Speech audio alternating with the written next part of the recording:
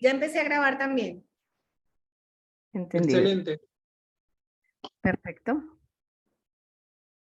Listo. Entonces empiezo a compartir pantalla. No, todavía no. Déjame, yo te hago una introducción. Digo que tú eres la profesora y te digo, cuando yo diga que ya vas a empezar la clase, compartes pantalla.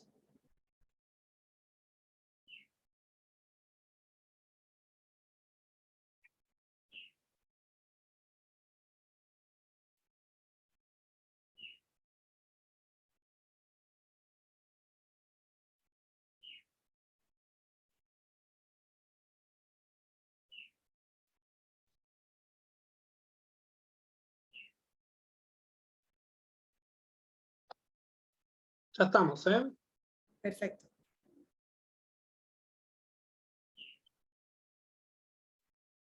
Bueno, buenas tardes. Aquí desde Argentina y Colombia queremos darles la bienvenida a la segunda clase. Está Mariano ayudándonos en la tramoya y Amelia de los Reyes aquí hablándoles. Tenemos hoy un invitado muy especial que viene de una ciudad muy hermosa, la profesora Gloria María Díaz Londoño. Ella les tiene una clase muy divertida. Les tenemos dos recomendaciones especiales y es que al final de la clase vamos a mandar el link para que ustedes por favor firmen la asistencia y todas las clases que tengan, todas las preguntas y dudas que tengan relacionadas con esta clase, les rogamos el favor de que las envíen por correo electrónico a Mariano o al Comité de Educación Continuada. Ustedes tienen los correos. Les recomendamos silenciar los micrófonos y vamos a empezar. Profesora, somos Bueno, todos. voy compartiendo mi pantalla. Bueno, mi nombre es Gloria María Díaz Londoño. Soy profesora de la Universidad Nacional. Si alguno no ve mi pantalla, puede indicarlo. No sé, creo que todos ven mi pantalla. Perfecto. Bueno, les doy también la bienvenida. El día de hoy, pues nuestro objetivo es darles una charla sobre generalidades del equipamiento usado para dosimetría, lo que son del equipamiento que ustedes tienen en los centros de medicina nuclear, como son monitores portátiles que son tipo Geiger o centelleo, también principios de funcionamiento de lo que son los captadores, contadores de pozos, sistemas SPED y SPCT, y cómo lograr, cómo calibrar este tipo de sistemas, las generalidades básicas, porque ustedes tendrán módulos más adelante donde van a hacer todo un taller específico y van a recibir unos módulos específicos de calibración de estos sistemas, pero en este módulo nosotros nos vamos a concentrar es en el fundamento básico, para que algunos ya lo tienen, van a recordarlo, otros puede que no, entonces básicamente pues es el objetivo de la charla. Para poder entender el funcionamiento de todos los monitores de algunos monitores portátiles que ustedes tienen, es fundamental que ustedes entiendan el principio de funcionamiento de los detectores gaseosos para la radiación. Nosotros tenemos tres tipos de detectores gaseosos. Esos detectores gaseosos son cámara de ionización, contador proporcional y Geiger. Generalmente en los servicios de medicina nuclear usted va a encontrar cámara de ionización y contador Geiger. El contador proporcional pues no es un equipo que se encuentre fácilmente en un servicio de medicina nuclear. El principio básico de un contador gaseoso, de un detector gaseoso, es el siguiente. Usted va a tener dos electrodos, a uno lo llama ánodo, al otro lo llama cátodo, y en medio de ellos dos hay un gas, que puede ser aire o puede ser un gas noble. Esos dos electrodos van conectados a una diferencia de potencial, ¿sí? Ahora, cuando la radiación llega e interactúa con el gas, va a generar lo que se llama un par iónico, o sea, un electrón y un ion positivo. Como entre ánodo y cátodo hay aplicado una diferencia de potencial, entre ánodo y cátodo se genera un campo eléctrico que genera una fuerza que hace que esos iones, tanto el electrón como el ion positivo, se desplacen hacia cada uno de los electrodos. Y cuando ellos se desplazan, van a ser recolectados por el electrodo y van a formar una corriente. Esa corriente es la que usted va a determinar o va a medir y va a poder determinar lo que es esa ionización, o sea, la exposición de la radiación, y si puede relacionar la energía de la radiación incidente en función de la cantidad de pares iónicos. O sea que usted puede tener información de exposición y dosis de la radiación.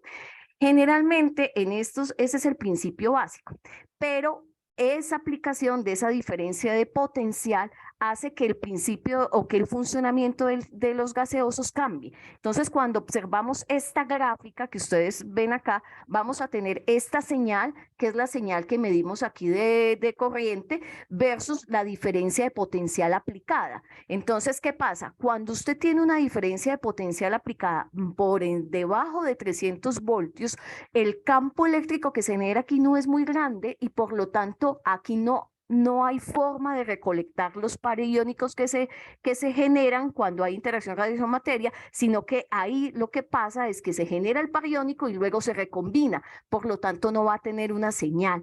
Entonces, en esa región, por debajo de 300 voltios, usted va a tener una región de recombinación, o sea, no tiene señal, no puede detectar la radiación ahí. Cuando tiene una señal entre 300 y 600 voltios, usted tiene ahí la región de la cámara de ionización. En la región de la cámara de ionización es un detector que nosotros decimos que es 1 a 1. ¿Eso qué significa? Que por cada ion que se genera, cada ion que se genere es recolectado. Por lo tanto, usted en cámara de ionización, usted puede diferenciar perfectamente energía, el valor de la energía de la radiación incidente, ¿cierto? Puede diferenciar también en los sistemas de cámara de ionización el tipo de partícula ionizante que llega, si son fotones o son alfas o betas, en fin. Ahora, cuando usted aumenta la diferencia de potencial entre 600 y 900, y una región que llama proporcional, la del contador proporcional. En este caso, el campo ya es bastante intenso, el campo eléctrico. En esa situación, estos iones se van a acelerar hacia el ánodo y hacia el cátodo y hace que, además, en ese proceso de desplazamiento, choque con nuevas moléculas del gas y genere nuevas ionizaciones, generando una amplificación en la señal de salida. Una amplificación que va a depender del valor del campo eléctrico que tenga aplicado y del tipo de gas, ¿cierto? Va a tener ese valor y es un valor conocido por las características del gas. En ese caso, ahí va a tener esa amplificación y efectivamente va a tener esta región proporcional. Pero cuando usted llega a la región del Geiger, permítame un momento que no me quiere pasar. Santo cielo.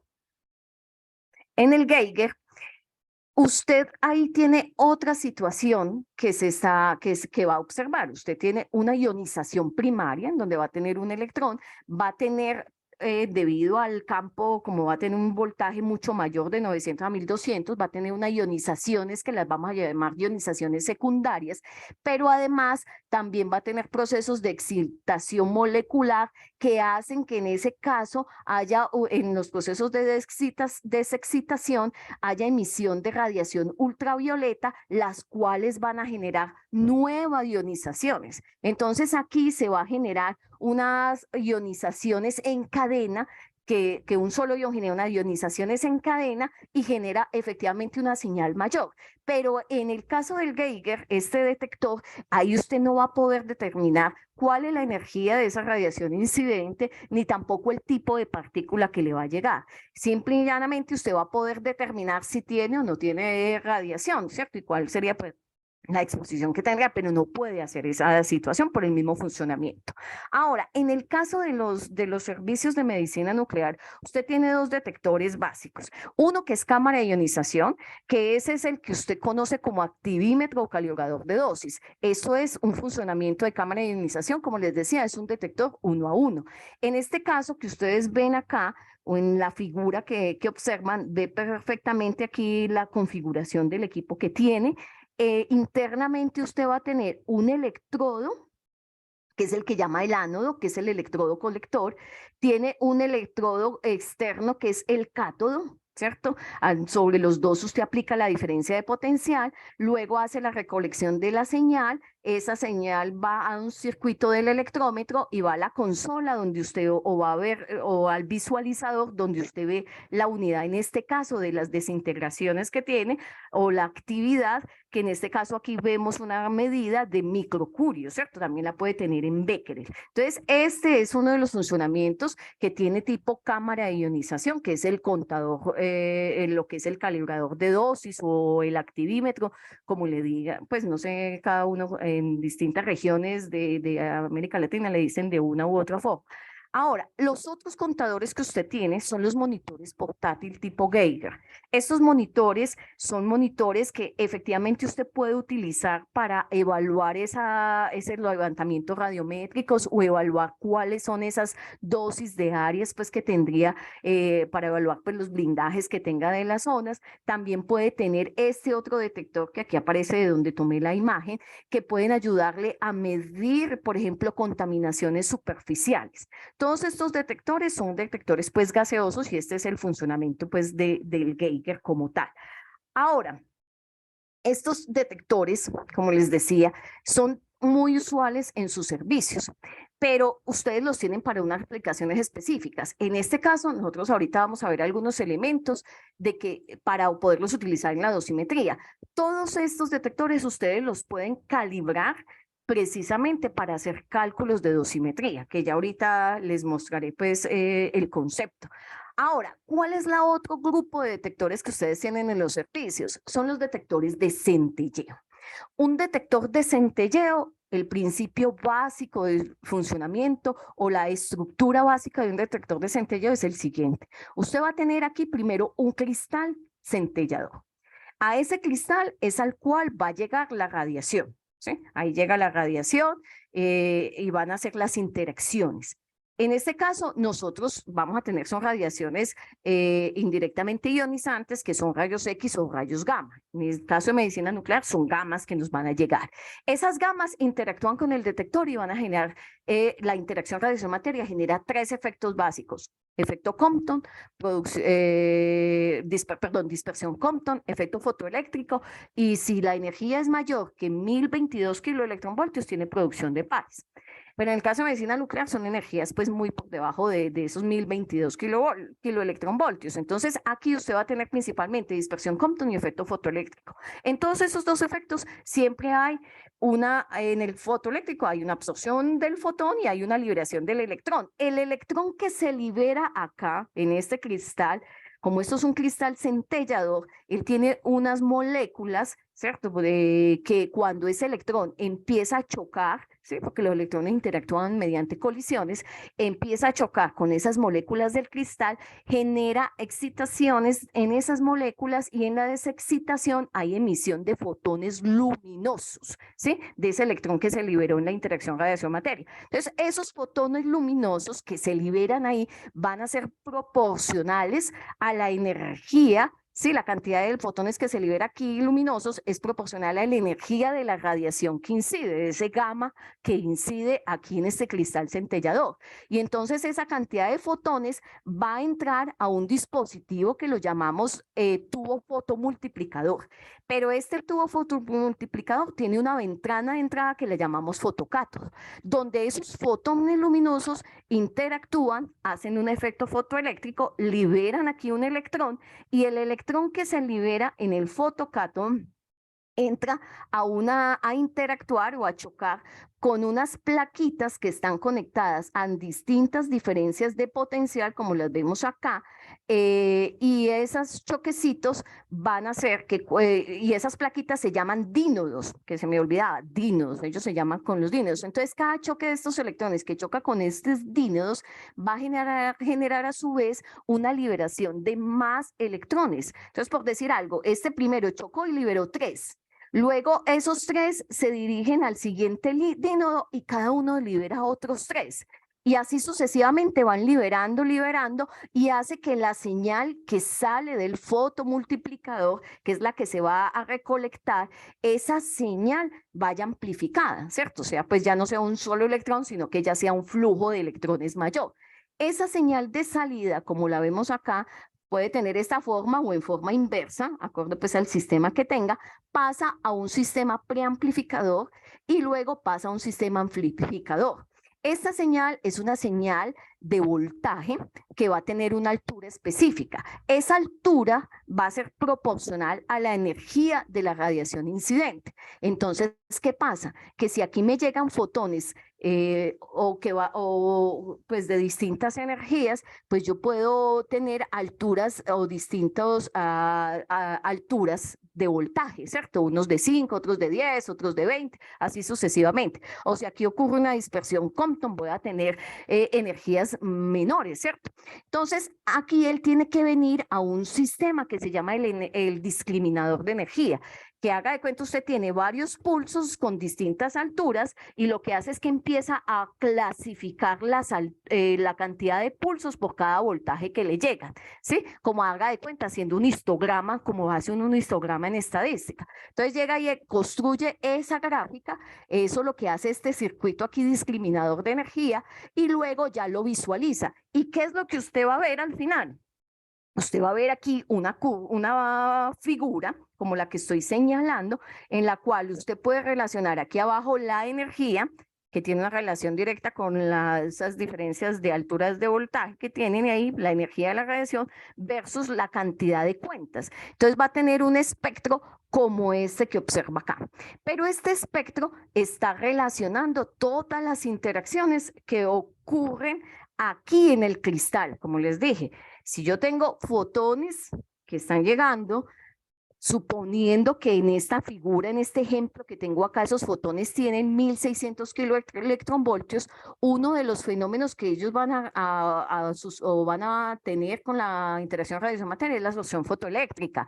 Entonces, el fotón se absorbe y se libera un electrón. Entonces, claro, usted genera un pico que lo llama fotopico, ¿sí? Que está representando todas esas absorciones fotoeléctricas. Pero resulta que usted no tiene un solo fotopico, sino que tiene también esta otra distribución. Y esta es la distribución que usted conoce como dispersión Compton o la región Compton. ¿Qué pasa en el fenómeno Compton? En el fenómeno Compton usted tiene perfectamente, llega el fotón, en ese fotón hay una parte de la energía del fotón que incide que se absorbe para liberar el electrón que se va en energía cinética y de otra parte se dispersa o se va en un fotón dispersado. Esas distribuciones de energía para ese electrón dispersado y el fotón dispersado, pues va a depender del ángulo que tenga aquí, ¿cierto? Del ángulo que se forma, pues, del electrón. Entonces, usted va a tener un valor mínimo que va en 0 y un valor máximo que estaría aquí delimitado por este elemento que llamamos, este punto que llamamos borde Compton, que es el caso que ocurre cuando ya el electrón sale hacia atrás, o sea, sale en retrodispersión. Entonces, aquí va a tener la máxima energía transferida a ese electrón y ese es el borde que se forma acá, que es el borde Compton. O sea, esta dispersión Compton es típica que usted la tenga en este espectro que observa en el centellador. Ahora, si usted tiene un fotón de más de 1000, en este caso 1600 kiloelectronvoltios, está por encima de 1022 keV, ahí usted tiene probabilidad de una producción de pares. En la producción de pares se genera un electrón, como estoy señalando acá, y permítame un momentico, yo hago aquí para que se resalte, un electrón y un positrón, ahí se lo genera. Resulta que ese positrón no va a durar mucho en el cristal porque inmediatamente va a encontrar un electrón y se va a aniquilar. Y cuando ese positrón se aniquila, genera dos fotones gamas que van a ir en direcciones opuestas, como vemos acá, ¿sí? Y en el cristal puede suceder que un fotón de esos fotones gamma interactúe y entregue su energía al cristal y el otro escape del cristal. Entonces va a observar en el espectro un pico que se llama pico de simple escape. Pero también puede suceder que los dos fotones escapen de aniquilamiento positrónico que tiene ahí y observe uno de simple escape y otro de doble escape. Entonces puede también observar eso en un espectro en general. Eso es pues básicamente de la teoría general de cualquier detector de centelleo. Ahora, ¿qué sucede en medicina nuclear? Nosotros tenemos bastantes detectores de centelleo en los servicios de medicina nuclear. Uno de ellos es el contador de pozo. El contador de pozo que lo vemos aquí representado en esta figura, usted tiene aquí su contador de pozo, mire que aquí usted observa el espectro, aquí se señala perfectamente el fotopico, aquí usted tendría todo este fondo Compton que se observa allí. En el contador de pozo, aquí esto que está azul clarito es el cristal de centelleo y esto de aquí es el tubo fotomultiplicador, ¿cierto? Básicamente eso es lo que usted tiene. Estos contadores de pozo son contadores que tienen un límite de detección muy bajito, los utiliza bastante para el caso de mirar contaminaciones superficiales, pero en el caso de dosimetría es un equipo ideal, por ejemplo, para medir dosis en muestras de sangre de preterapia.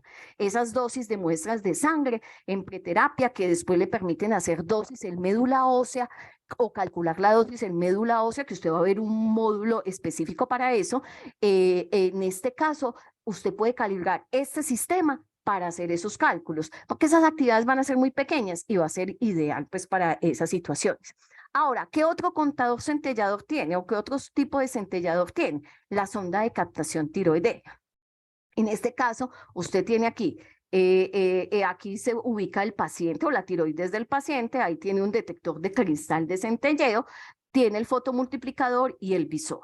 Esta sonda de captación también usted puede usarla para calibrar, la puede calibrar, y cuando la calibra usted puede determinar dosis de hipertiroidismo, ¿cierto? La dosis pues en el campo de hipertiroidismo, puede calibrarlas para eso, usando por ejemplo un maniquí de tiroides como la geometría básica. También cuando vean el módulo de hipertiroidismo, ustedes ahí van a ver todo el detalle paso a paso de todas esas calibraciones para estos casos, ¿cierto? Pero mire que son equipamientos pues, que usted tiene en el campo de la medicina nuclear. Ahora, ¿qué pasa? ¿Cuál es el objetivo de la dosis? Me imagino que en el módulo primero, pues vieron que la dosis va a depender primero de una variable que es la actividad acumulada, ¿sí? Que es la actividad que uno integra en función del tiempo. O sea, uno tiene un paciente el cual recibió una dosis y usted va midiendo la actividad en función del tiempo y construye una gráfica en función del tiempo y luego calcula la integral de esa gráfica de actividad en función del tiempo. Ahora, ¿cuál es la variable a medir? La actividad.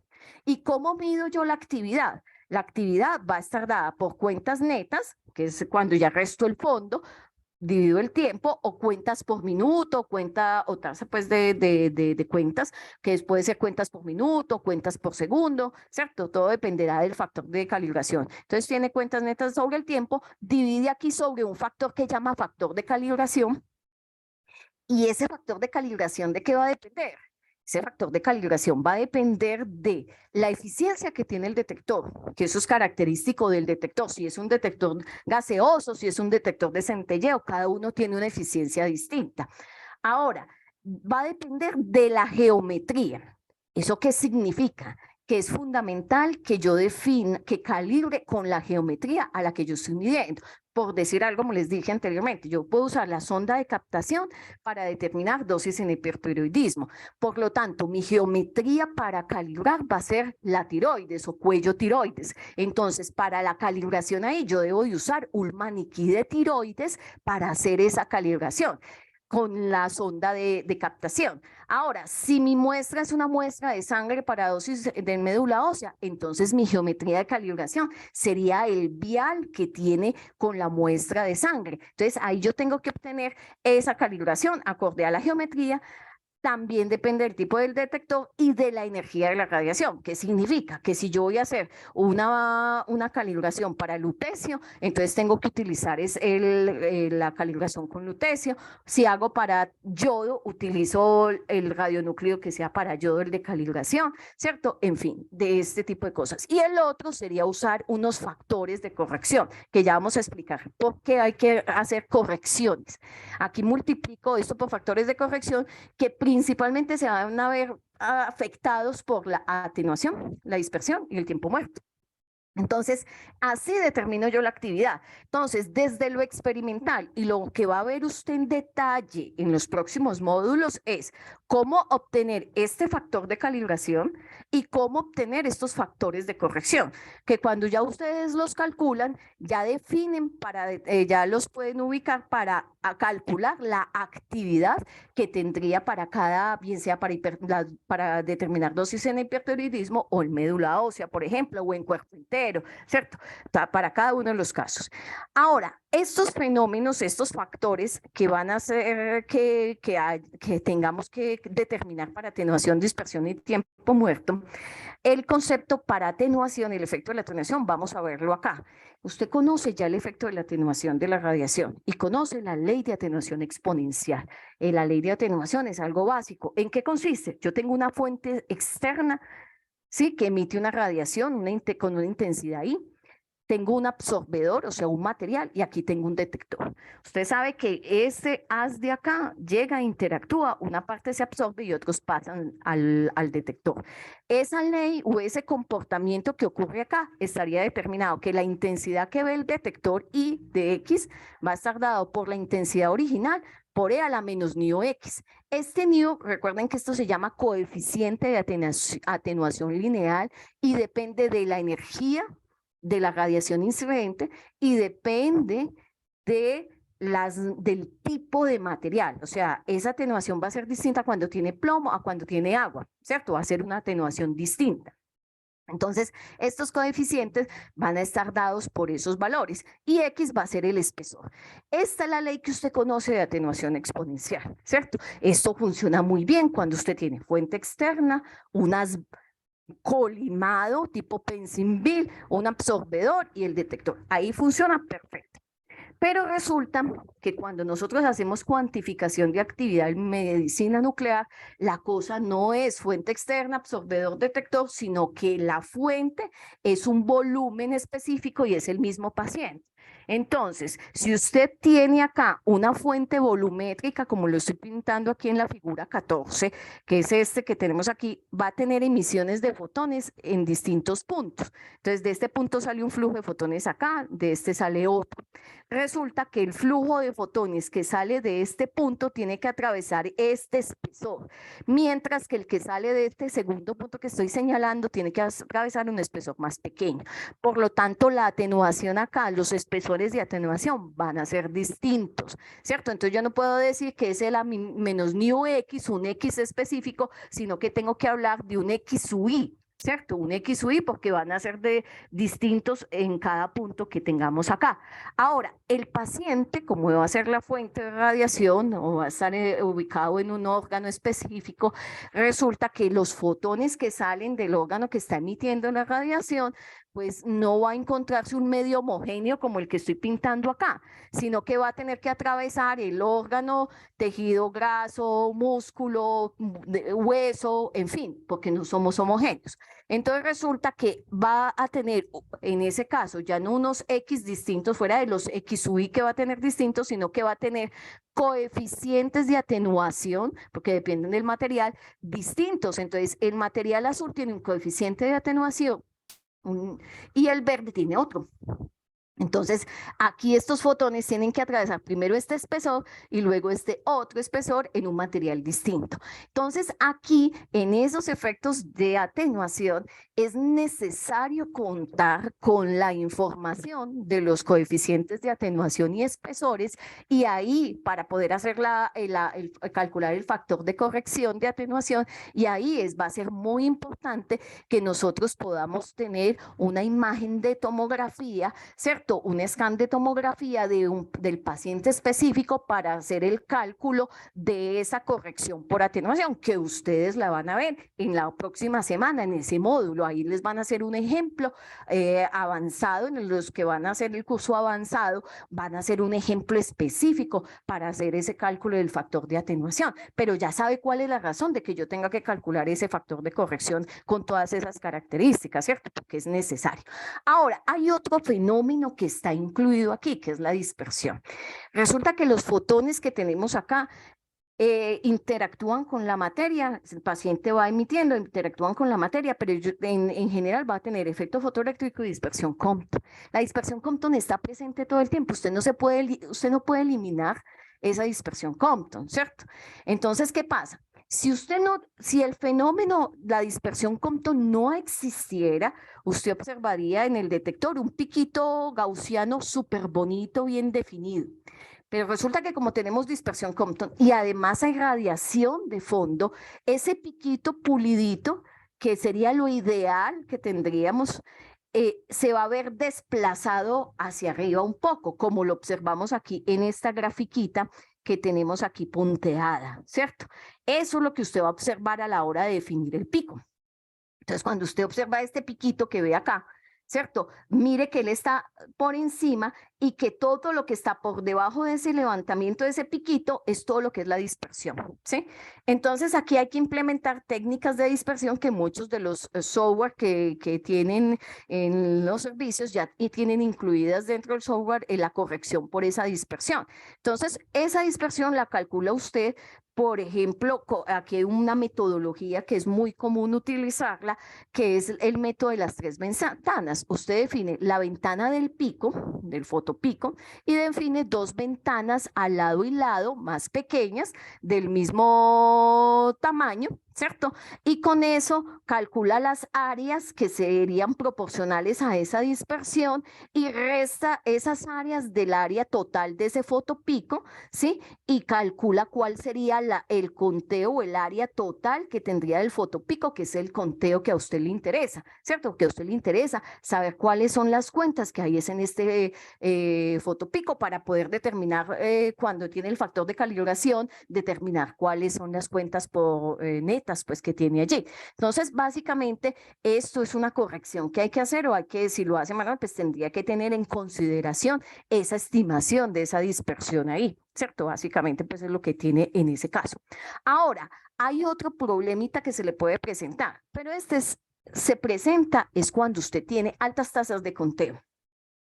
Si usted va a hacer dosimetría post-terapia, las actividades son muy altas, ese paciente va a tener una alta tasa de conteo. Nuestros sistemas de detección, todo sistema de detector de radiación tiene una zona lineal. Si nosotros miramos acá, esta gráfica que tenemos acá, yo voy a tener aquí la tasa de conteo que observo versus la tasa de conteo verdadera. Todos estos sistemas tienen una zona lineal en la cual la tasa de conteo observada y la verdadera coinciden, que es esa región lineal. Por eso es que usted muchas veces tiene que determinar la tasa máxima de conteo.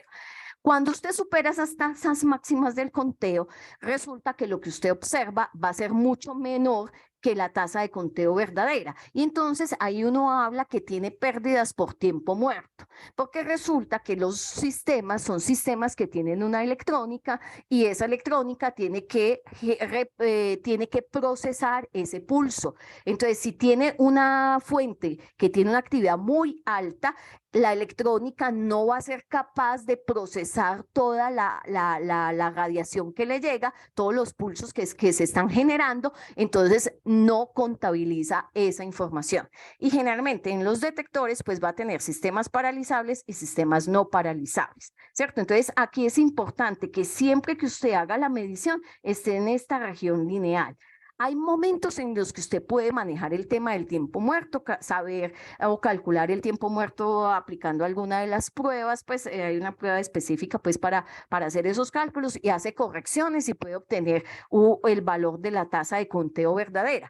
Pero hay momentos en que la tasa de conteo puede ser tan alta que usted va a observar en sus contadores o en un contador de Poz o en un captador tiroideo, usted va a observar que el pico no le da en la ventana de energía que usted define, sino que se le corre para un lado. ¿Sí? O va a observar que se le deformó el espectro, que veíamos que debe de dar ahí. Cuando le está sucediendo eso, usted tiene problemas ahí de alta tasa de conteo, ¿cierto? Entonces ahí lo que tiene que hacer no es que el equipo se le haya dañado, sino que simple y llanamente usted tiene que pensar es que hay una alta tasa de conteo, hay que disminuirla si quiere hacer la medición de algún mecanismo, bien sea atenuando de alguna forma, porque ahí va a tener esa alta tasa de conteo que lo va a observar, pues que es algo que le puede ocurrir.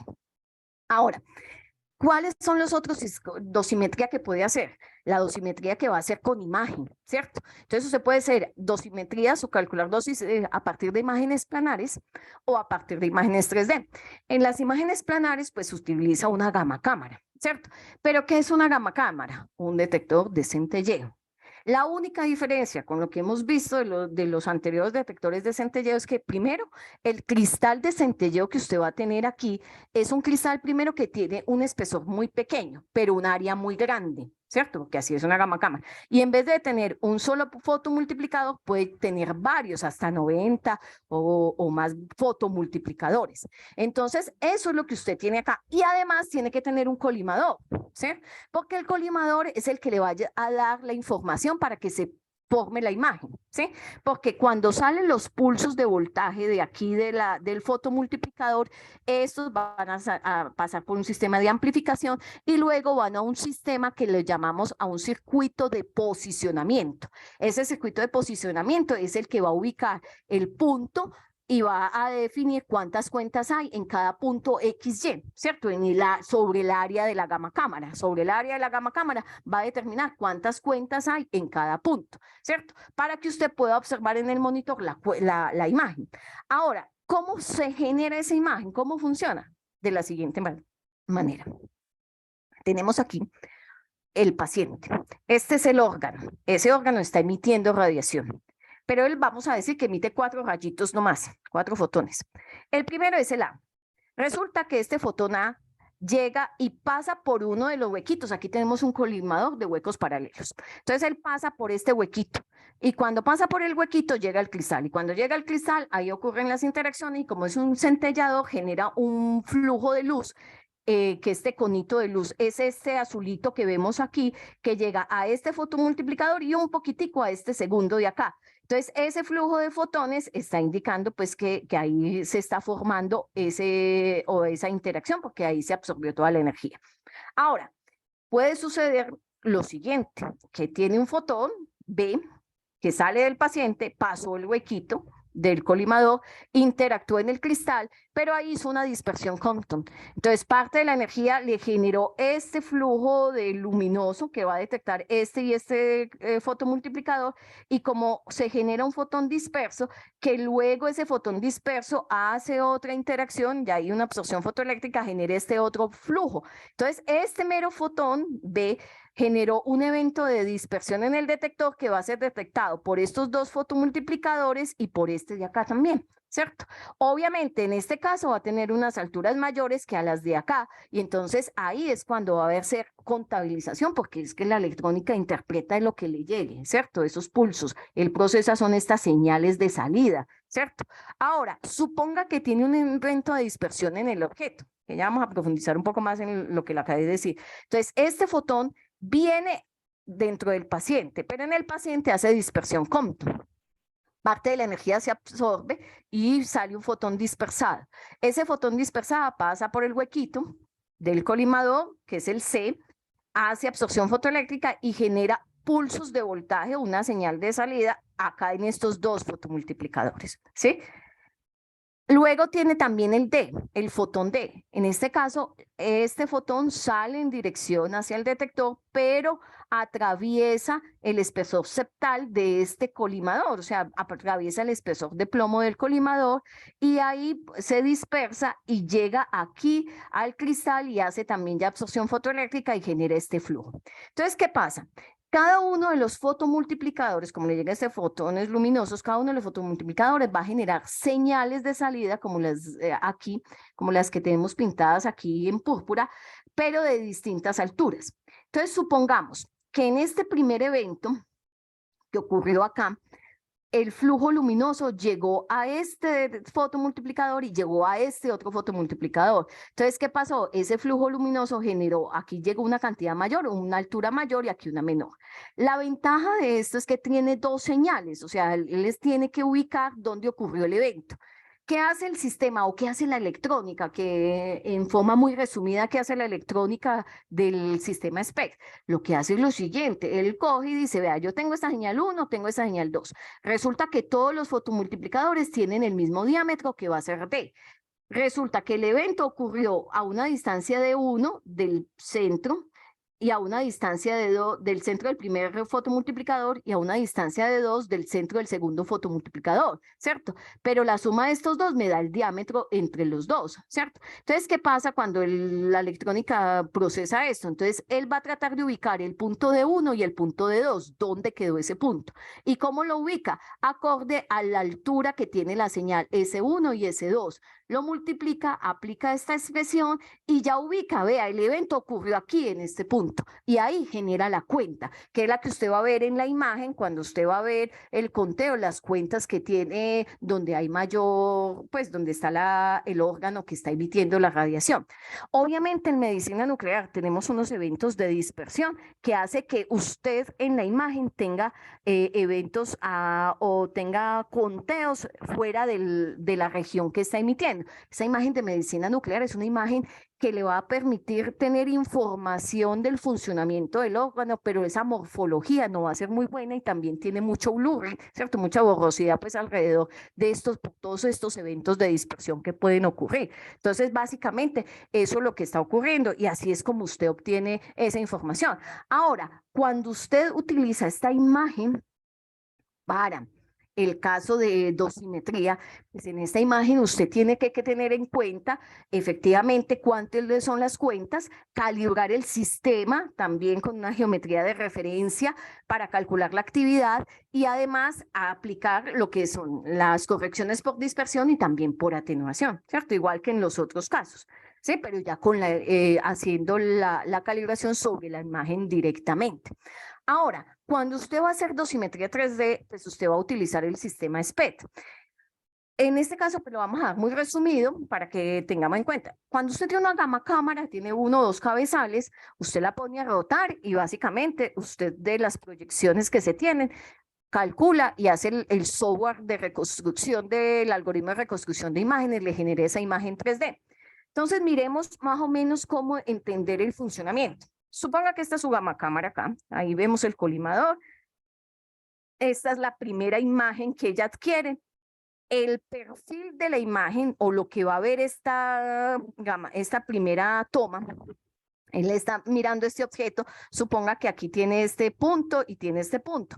¿Cómo reconstruye él el perfil de este punto? Pues lo reconstruye aquí con una alta conteo que tiene la intensidad, suponga que este es el que está emitiendo radiación, aquí tiene un espacio vacío, entonces él construye este perfil para este ángulo. Cuando ella se posiciona en este ángulo que aparece acá, que es el segundo que estoy señalando, pues lo que va a suceder aquí es que se va a superponer esta imagen junto con esta otra esferita, con esta bolita blanca, la naranja con la blanca.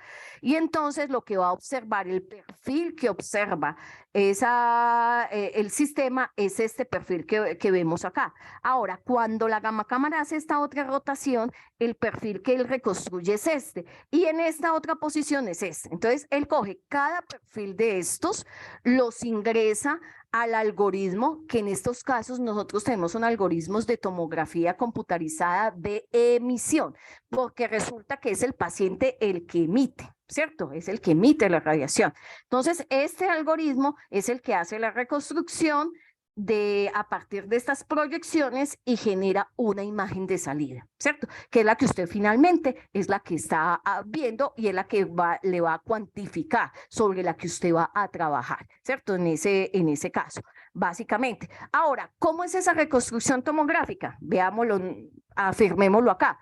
Suponga que su objeto es este puntico, ¿ya? Que tenemos aquí el objeto. En el primer ángulo, él ve este perfil. En el segundo ve este y así sucesivamente. Ahora asumamos que yo solamente le voy a tomar 2 puntos. Este sería un algoritmo de retroproyección, En la parte de reconstrucción tomográfica hay distintos tipos de algoritmos. Este es uno de los más básicos, pero es muy bueno para entender el concepto, pero en realidad hay distintos tipos de algoritmos en los cuales ya son algoritmos iterativos, ¿sí? Algoritmos pues mucho más desarrollados que este de retroproyección, pero eso nos va a permitir entender cómo funciona el tema de la reconstrucción. Entonces, ¿qué pasa? Cuando yo tengo una sola imagen, esta suponga que es mi matriz de la imagen, él vería solamente en la reconstrucción, él vería esta zona gris. Ahora, si yo hago 2 proyecciones, dos ángulos, o sea, uno aquí en 90 y otro aquí en 180, él cruzará en la reconstrucción, cruza estos dos imágenes que ve, entonces ve solamente esto. Ahora, si coge 8 ángulos, él superpone todos estos 8 y obtiene esta imagen. Ahora, si tiene 256 ángulos, pues tiene precisamente esta imagen que le está mostrando el objeto, ¿cierto? Como lo vemos acá. Entre más ángulos tenga, pues va a tener una mejor reconstrucción, pero entre más ángulos tenga, pues menor cantidad de cuentas va a tener y tiene ya efectos pues de ruido. Entonces tiene que buscar un valor óptimo en esos valores de reconstrucción, que cuando vean dosimetría 3D, ahí van a ver algunas estrategias para optimizar esa adquisición de las imágenes para tener un buen resultado de reconstrucción tomográfica, ¿cierto? De acuerdo pues al algoritmo. Ahora, como les decía, la imagen de medicina nuclear es una imagen que le da buena información del órgano, que tiene la captación del radionúcleo, información del funcionamiento del órgano, pero la parte morfológica no está muy bien definida. Eso se lo va a dar bien una imagen de tomografía computarizada, pero la tomografía computarizada funciona distinto. En el caso de medicina nuclear, el paciente emite la radiación y la gamma cámara la detecta. En el caso de la tomografía es un proceso contrario. En el caso de la tomografía, usted tiene un tubo de rayos X que emite radiación, atraviesa al paciente y ya con unos detectores detecta usted la cantidad de fotones que se transmitieron, ¿cierto? Entonces, recordemos básicamente lo que es un tubo de rayos X de cualquier equipo. Este es de ánodo rotatorio. Usted tiene un filamento por el cual pasa una corriente de 3 a 7 amperios aproximadamente. Ese paso de corriente por acá le genera una emisión de termoiónica de electrones, como una evaporación de electrones.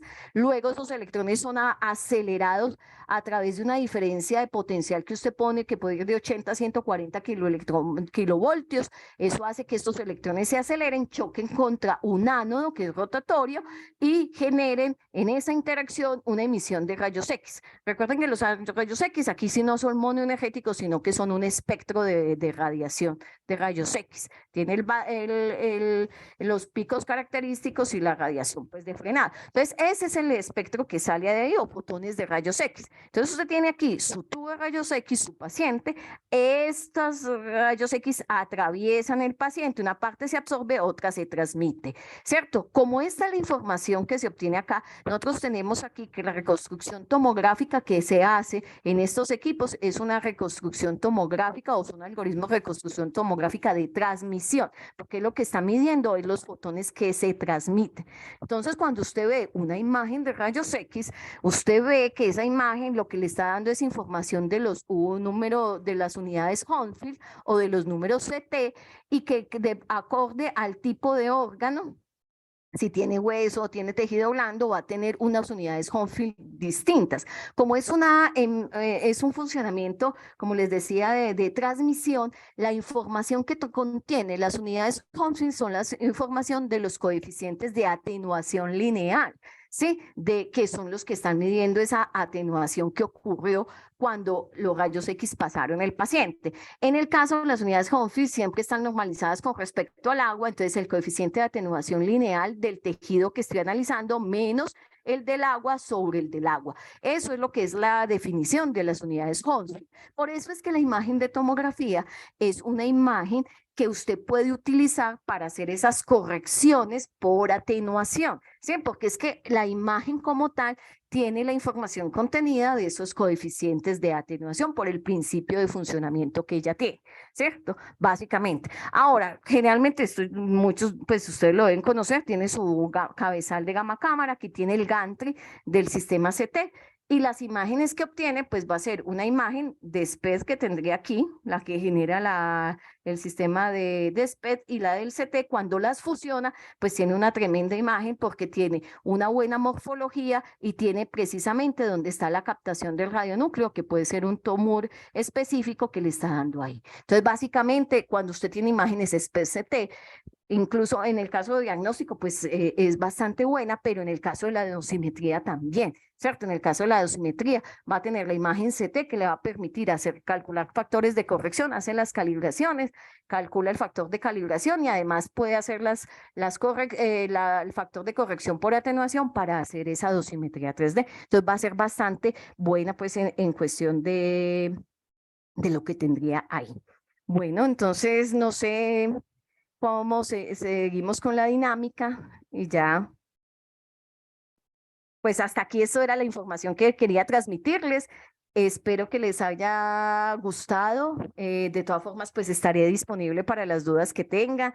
Bueno, no sé. Profesora, muchas gracias. La verdad es que es una charla muy clara.